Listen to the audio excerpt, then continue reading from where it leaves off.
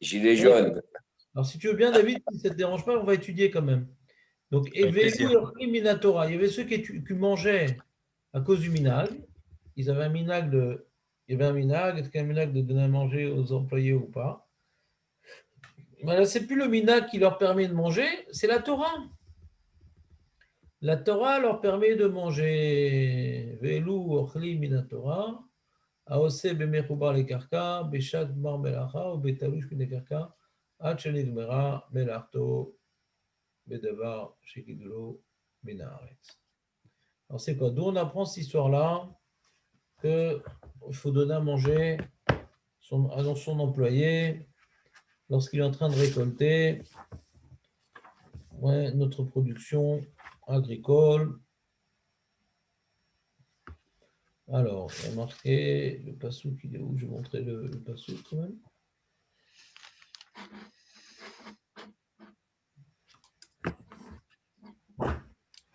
Okay.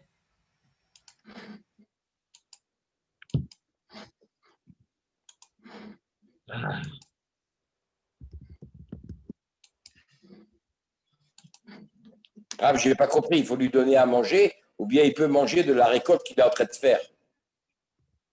Je n'ai pas compris ce que tu as dit, José. L'ouvrier, il est dans le champ, il est en train de récolter des raisins.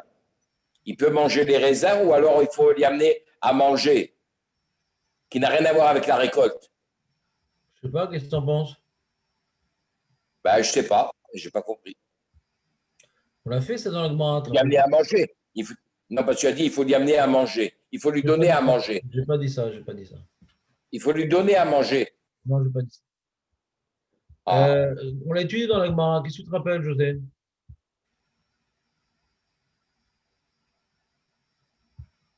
Tu as dit quelque chose? Oui, il y a plusieurs.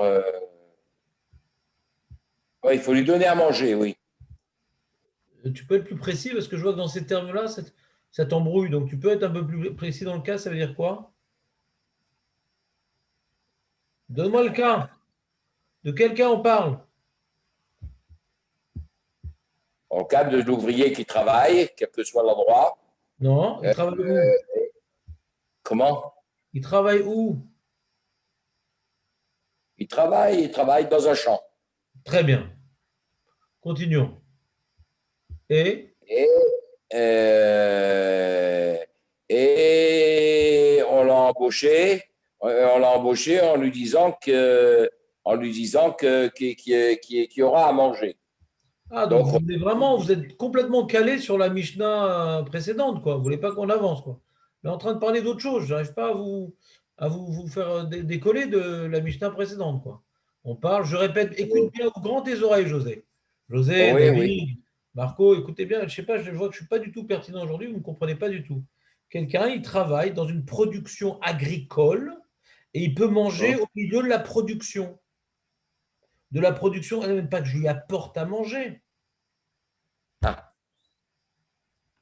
Ouais, ben donc c'est bien, ma question elle était bienvenue alors. Non, elle n'était pas bienvenue parce que je venais de dire la phrase et je ne sais pas où vous étiez quand j'ai parlé. Donc, je ne sais pas, j'ai un problème d'expression, Kaniré. Alors, regardons le pasouk. Kitavo bekerem re'echa. Kitavo bekerem re'echa. Donc, lorsque tu vas venir, lorsque tu vas venir dans la vigne de ton ami, ve'achalta anavim, et tu as mangé des raisins. Vous avez le partage d'écran, n'est-ce pas? Kenafshera savecha ve'elkelecha lotiten. Ouais. Tu te rassasieras selon tes forces, mais dans ta besace, tu ne mettras pas de raisin.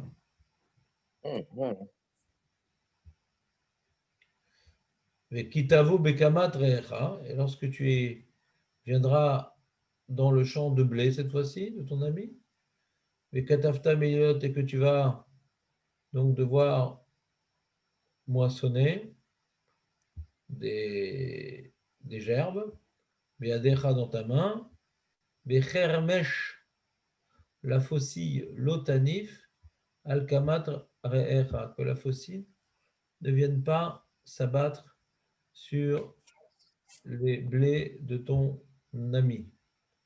Ça, c'est ces deux versets qui sont un peu énigmatiques. Ouais. Ils ne sont pas très explicites. Je ne sais pas exactement de quoi ils parlent. Alors, voyons voir Rashi. Pas très bien. Le premier, c'est plus explicite que le deuxième. Kitavo bekerem re'echa. C'est clair que ce n'est pas explicite, David, parce que le passouk ne nous dit pas qu'on ne parle pas d'un ouvrier, on ne sait pas de quoi on parle. Ah, Toi, maintenant que je t'ai fait la Mishnah, alors tu as de l'imagination, mais sinon le verset lui-même ne t'amène pas sur la voie de la compréhension. C'est pas de qui on parle, quoi. On parle d'un pauvre, on parle d'un ouvrier, on parle d'un guerre, on parle de quel mitzvah qui me permet de manger des raisins de mon ami, on ne sait pas. Rachid nous explique Kitavo bekerem recha, bepoel akatu bedaber. D'accord, Rachid explique.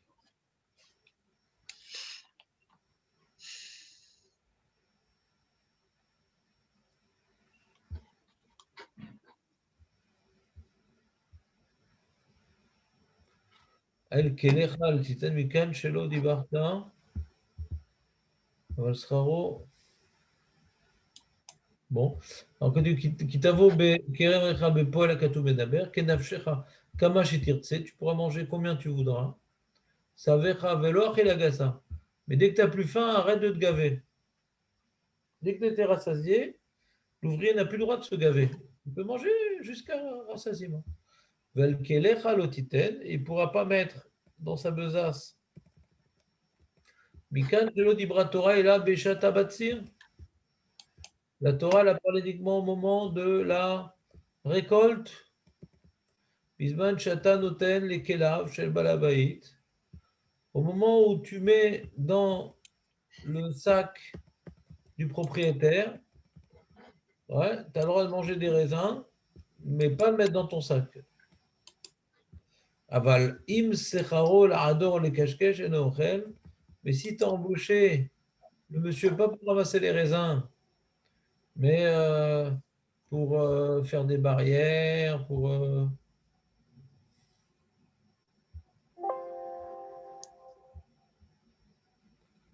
si c'est des mélachot qui ne sont pas sur le ochel lui-même. Si c'est des mélachot qui ne sont pas sur le ochel lui-même. De faire une barrière, de faire le rissous, de faire je ne sais pas quoi. Ouais, de mettre du produit contre les insectes. Là, tu n'as pas le droit de manger. C'est uniquement si ton travail, il est de ramasser le raisin. C'est-à-dire que tu t'occupes de la nourriture elle-même. Et pas des choses préparatives ou pour protéger ou je sais pas quoi. Clair, David, ou pas, en fin de compte? ouais, non, c'est clair. Du coup, Quand il récolte, il peut mettre dans son, il peut manger, mais il ne met pas dans son sac. Et s'il vient faire des travaux adjacents, il a le droit de rien du tout. Razak ou Baruch. Mais pour le blé, on n'a pas vu, par contre. Pour le blé, on n'a pas vu par contre. Alors, voyons le blé. Voilà. Kitavo bekamat re'echa. Rachid. Avzu bepoel akatu medaber. Rachid vous dit, on n'a pas changé de sujet, on parle toujours de l'ouvrier. On parle toujours de l'ouvrier qui travaille sur le raisin ou qui travaille sur le blé. Il a le droit de manger jusqu'à se rassasier, mais pas plus, et de ne pas mettre dans ses sacs à lui.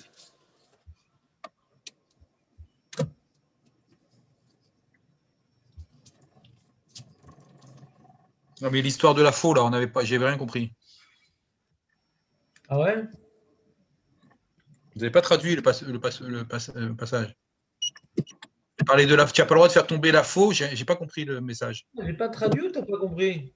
Vous n'avez pas traduit, j'ai pas compris. J'ai pas traduit? Si, Par vous avez contre, traduit, mais c'était pas clair, par contre. pour qui? Je sais pas, demandez à celui qui peut vous expliquer ce que vous avez traduit, alors. Moi, j'ai pas compris. Vas-y, Marco, défends mon honneur.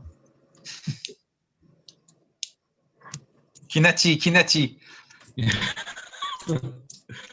Je n'étais pas très concentré, je sais pas. Ah, voilà. Bah, vous n'êtes pas nombreux, les mecs, alors il C'est faut pas sûr que vous donner un c'est coup, là, humain. parce que j'ai Ouais. vraiment l'impression d'être au chômage, là. Déjà, vous n'êtes pas nombreux, et en plus, je ne suis pas clair, et en plus, Ouais. on ne sait pas ce que je dis. Donc, on va ouvrir un club de retraités, là, C'est les beaucoup de amis. choses.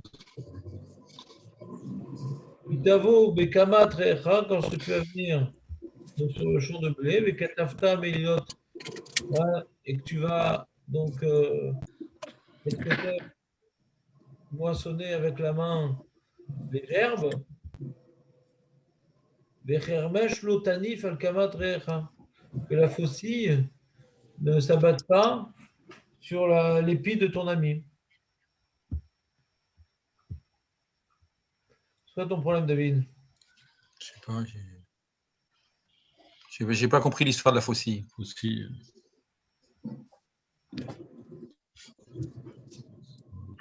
Mais demandez à quelqu'un d'autre. Moi, je suis pas je suis que le majordome, donc je suis pas au niveau du. Ouais.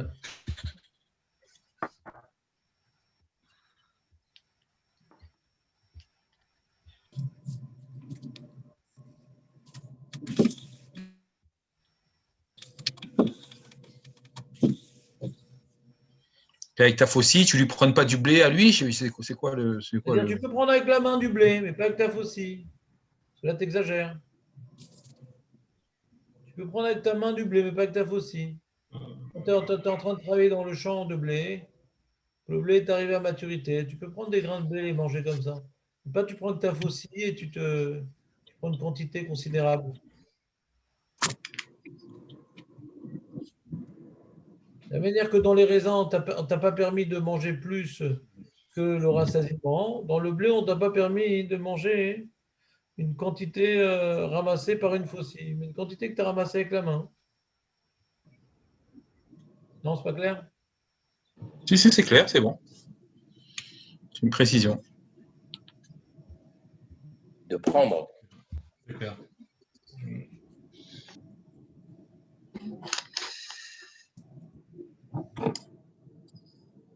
Vous compris ou pas? Ça, c'est la Torah.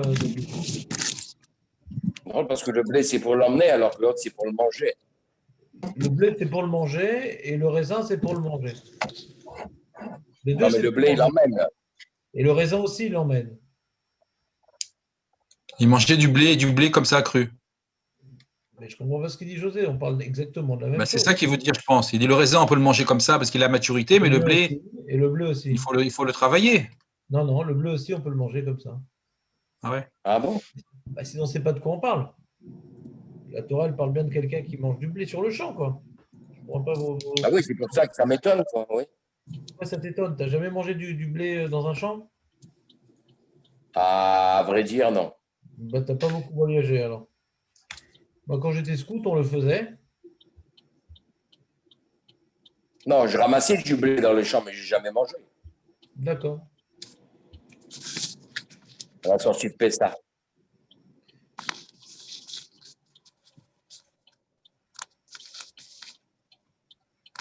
Bon.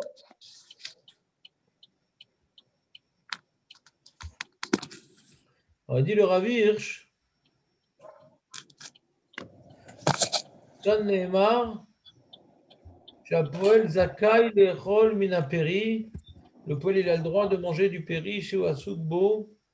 Bishash Aperi Mechoubar le Karka. Quand le fruit, il est planté dans le sol. Ouais, il est encore dans le sol et toi, tu dois maintenant le récolter, le moissonner. Tu as le droit d'en manger au milieu de ton travail. Gam de donner les chors bédichons, Zakai les chol minaperi, Shwasukbo, Gam lachar shaperi gvar, Nixar veniklat, Niklat venita shapelo al bemechoubar betalouche. Mais il y a une comparaison entre le sujet du poêle qui mange pendant son travail et de la vache qui mange pendant son travail. Il y a marqué l'otarsom shor bédicho. Il y a marqué l'otarsom shor bédicho, ne vient pas museler le bœuf durant son travail de Isha. Isha, c'est d'écraser le blé avec ses sabots. Et, et là-bas, hein, le blé qu'il est en train d'écraser le bœuf, il n'est pas en terre, le blé, il a déjà été coupé. Donc on pourrait croire de notre passouk que le poël ne puisse manger que ce qui est encore sur pied, donc Mechouba, vélo, bétalouche, on aurait pu croire. Mais comme plus loin, on va voir une mitzvah qui nous dit Lotarsom shorbe disho, laisse manger ta bête pendant qu'elle fait disha. Et disha, c'est l'action de piétiner le blé pour en extraire la grain de son épluchure. Et là-bas, le blé il est déjà coupé. Donc on voit que même bétalouche, on a permis à l'animal de manger de son travail. Alors, pareil, on apprend que pour l'homme également, l'ouvrier, également, il n'est pas moins que la bête, lui aussi pourra manger quand c'est talouche. Ou l'âme, cependant, srouzou imugbelet, ne peut pas manger quand il veut, où il veut, quoi il veut. Vinoeget rak bemisgeret agvulot she ho itavu alide mashma lashon hakatuv noged ela bedavar shegidulo benacherka. C'est uniquement des choses végétales qu'on lui permet de manger, des choses originelles, des matières premières végétales, כדוגמת קמח, כרם, דיש, והוא מתחילה במחובר רק בשעת שהטבע כבר עשה את שלו בשעת גמר מלאכה, והאדם כבר עומד מוכן בכליו ובחרשו כדי ליטול לעצמו את מה שנגמר על ידי הטבע. Tu as le droit, on te laisse manger ce que la nature elle a produit. Mais si c'est un produit qui a été déjà élaboré par le propriétaire, c'est des gâteaux, des trucs, là non. Là, sur ça, tu n'as pas la permission. Si tu travailles chez Nani pour faire des gâteaux, tu ne peux pas manger les gâteaux. C'est la matière première, tu peux manger.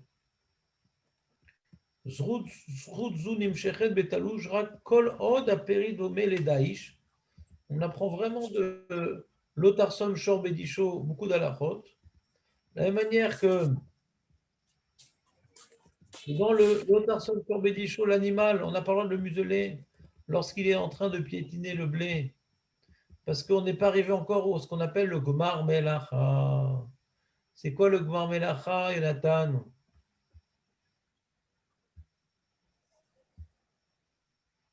C'est quoi le Gmar Melacha?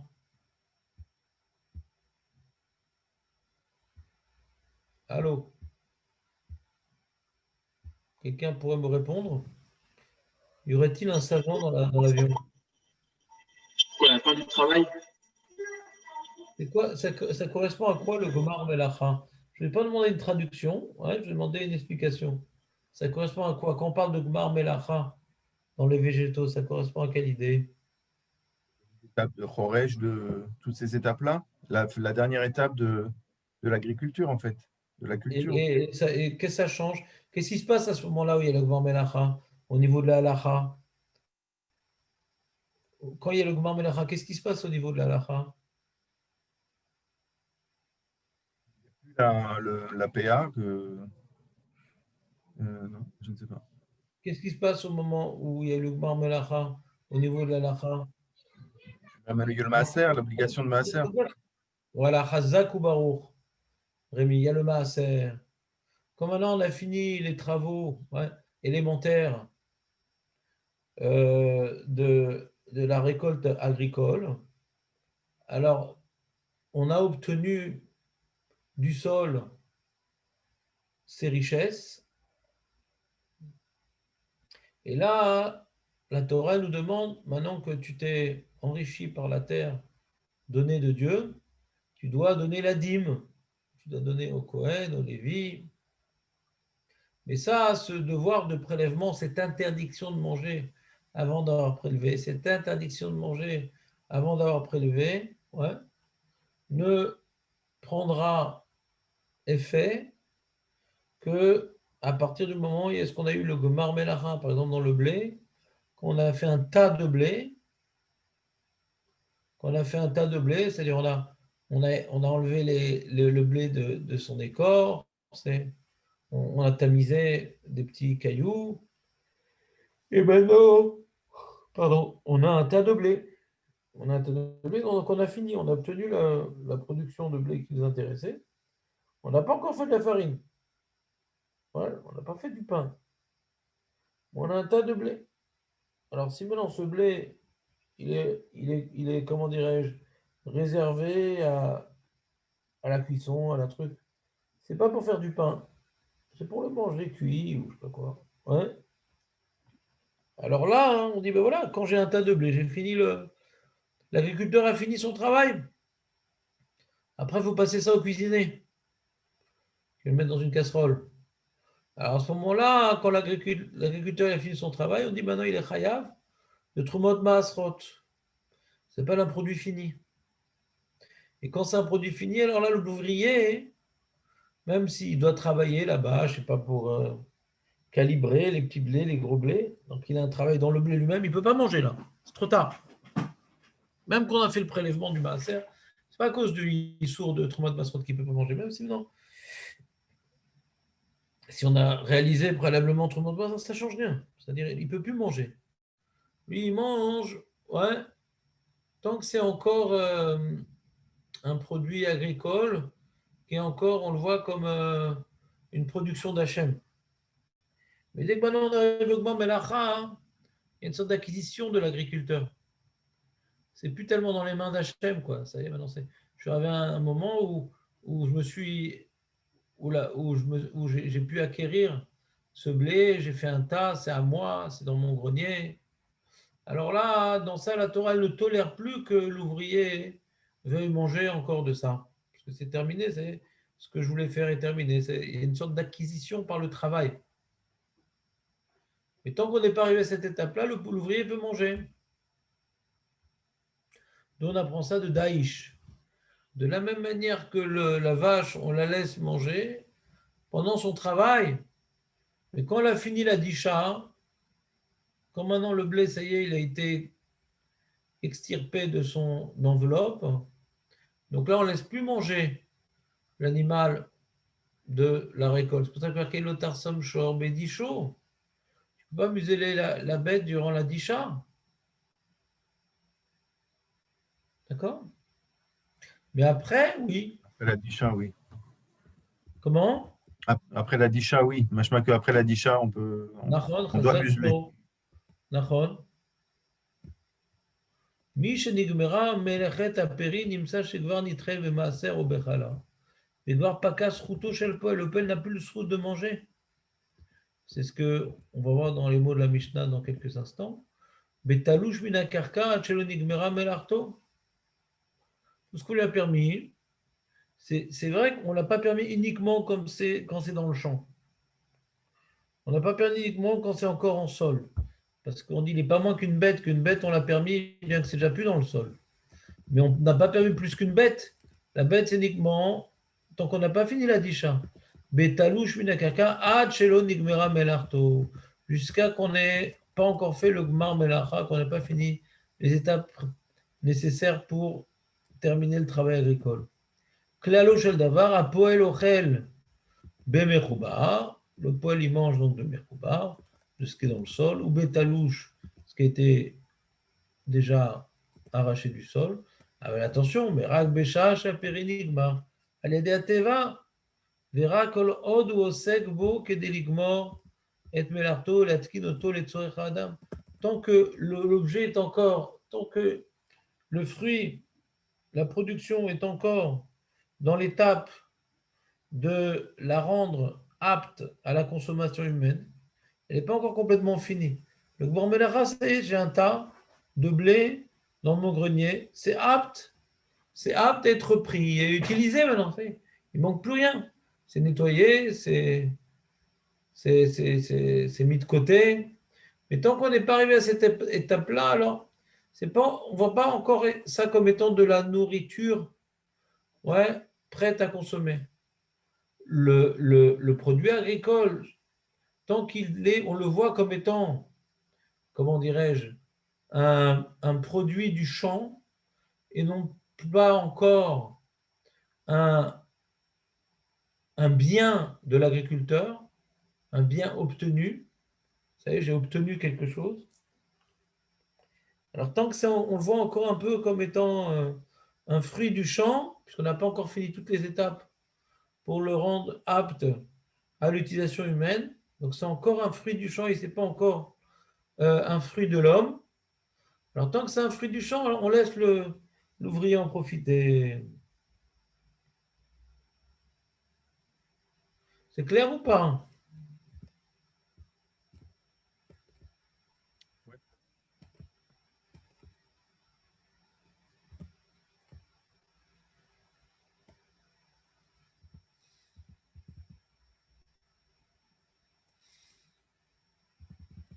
Très bien. Donc ça, c'est ce qu'on a vu dans le Passouk. On va relire la Mishnah sans insister parce que c'est déjà l'heure.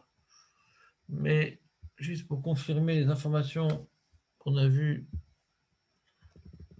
à partir de notre lecture du Rav Hirsch sur le verset. Ve'elu mina Torah. Donc on voit que c'est le mitzvah de la Torah qui nous oblige à laisser l'ouvrier manger. C'est pas un minag de lui apporter à manger ou qu'il vient de manger à la maison. Non, là, c'est la Torah. C'est plus lié au minyan, c'est plus lié au minag, c'est la Torah. Ve'elu mina Torah. Aose bemechubar le karka. Il est en train de travailler sur quelque chose qui est encore dans le sol. Mais attention, dans le sol, mais c'est déjà arrivé à maturité.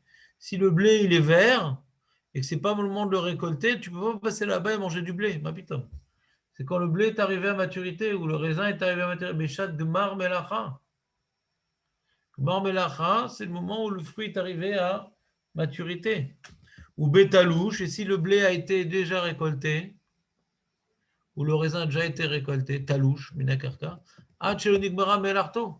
jusqu'à ce qu'on soit arrivé au Gmar Melacha qui correspond au moment où le fruit, on ne le voit plus comme étant le produit du champ, mais le produit à disposition de l'homme. C'est ce qu'on a dit dans le blé, de faire un tas de blé dans le grenier. Ça y est, le poêle, même s'il travaillerait là-bas pour d'autres étapes, eh ben, on ne le laissera pas manger. On ne le laissera pas manger. L'ouvrier, maintenant qui travaille, dans un restaurant, on ne laissera pas manger un petit peu un bout de steak avant qu'il le serve chez le client. Ouais, déjà, c'est pas agricole. Deuxièmement, il y a déjà eu un gmar melacha, d'accord? Donc on ne laissera pas manger le cuisinier. Le cuisinier, il ne peut pas manger. Minatora, il ne peut pas manger. Est-ce que maintenant il y a un minag de laisser manger ou pas? Je ne sais pas. En tout cas, Minatora, on ne le laisse pas manger, le cuisinier.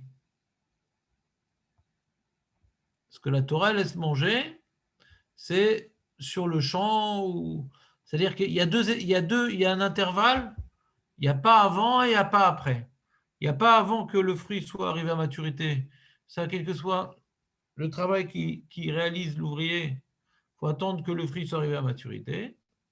Ça, c'est l'étape du début et l'étape de la fin, jusqu'à ce que le produit il soit chayv de maaser. Parce que dès qu'il est chayv de maaser, même si on a prélevé le maaser et que c'est permis de manger, peu importe, ce n'est pas le problème du maaser. Le maaser, il vient dévoiler une nouvelle réalité. On ne le voit plus comme un produit du champ, mais comme étant la possession de l'agriculteur. Et là, maintenant, tu ne peux pas prendre l'agriculteur. Tu peux prendre, Hachem, il te donne de sa nature. Hachem, il donne de son champ. La terre d'Israël, elle appartient à Hachem. Mais comme maintenant l'agriculteur, il a pris les fruits, il les a mis en tas dans son grenier, voilà, il en a fait une acquisition. Et comme il en a fait une acquisition, c'est pour ça que maintenant, il est chayav de près le maaser. Il ne faut pas qu'il se croie tout puissant. On a dit, voilà, maintenant que c'est à toi, donne-en une part à Hachem. Et Hachem, c'est ses Kohanim. Hachem, c'est les Lévi'im, ses représentants officiels. Maintenant que tu as acquis quelque chose, on te dit, ben, n'oublie pas que tu as des devoirs. Quand tu acquiers quelque chose, tu as des devoirs quand même envers ceux qui n'ont pas de champ. Toi, tu as reçu un champ, mais ils n'ont pas reçu de champ, les Kohanim, les Lévi'im. Les pauvres, les guérim, ils n'ont pas reçu de champ. Donc, puisque le maaser, ouais, le moment où le fruit devient chayav de maaser, nous dévoile le moment où le fruit, on ne le voit plus comme étant un produit du champ, mais comme étant une possession de l'agriculteur. Et sur ça, l'ouvrier, même s'il travaille à cette étape-là dans le grenier, il ne pourra rien manger. D'accord? Ni avant que tu arrives à maturité, ni après que tu sois chaf de maaser, il pourra manger. C'est durant cet intervalle-là qu'on laisse manger l'ouvrier. Wiz, qui c'est qui voulait parler? Alors, si le problème, s'il continue à l'ouvrier, s'il continue à manger, ça va fausser le maaser. Je sais pas, j'ai rien compris. J'ai Ça va rien fausser le compris. calcul. J'ai rien Le calcul compris. du- J'ai rien compris. Une fois qu'il a fini de Il a fini récolter, quoi? On est à quelle étape? de récolter, de récolter. Pourquoi ça a faussé le maaser? Il reste ce qui reste, je comprends pas ce que tu dis. Il S'il reste ce qu'il y a. mange dedans. Le maaser, il est par rapport à ce qu'il y a, pas par rapport à ce qui aurait dû être. Je comprends pas ce que tu dis. Un mec qui devait gagner 10 000 shekels et son patron il lui donne 8 000 shekels. Il va prélever son maaser sur 8 000 ou sur 10 000? Je comprends pas. Ça fait partie des frais. Ça fait partie des frais de laisser l'ouvrier manger une partie de la récolte pendant qu'il a le droit. Je comprends pourquoi ça a faussé le maaser. Ça va Le redéfinir le calcul, ça maaser. va fausser le Ça n'a pas calcul. faussé, parce que c'est à ce moment-là que tu vas faire le calcul. Au moment où tu as fait un tas de blé, ça n'a pas faussé. Au moment où tu as un tas de blé, c'est là où tu calcules le maaser et pas avant. Pourquoi tu dis faussé? Ça, c'est une mauvaise remarque. Mais ça de t'arrive plus. souvent, Jonathan? C'est une de plus, c'est pas grave. Non, Chas de Shalom. Non, non, pas du tout, non. Non, mais tu sais que tes remarques, c'est très important tes remarques, Nathan, parce que ça donne confiance aux autres après. Ils se disent, nous aussi, on peut poser des questions au pif. Donc, tu es quand même t'es important pour le groupe, Nathan. Et le Narshon, celui qui se jette non pas dans la mer, mais dans le feu. Ouais. C'est un vrai Avinu. Content de me rendre utile pour la prochaine. Bah, votre Hachem, hein, si on peut te complimenter lorsque c'est envisageable, on essaye quand même. C'est clair, les amis?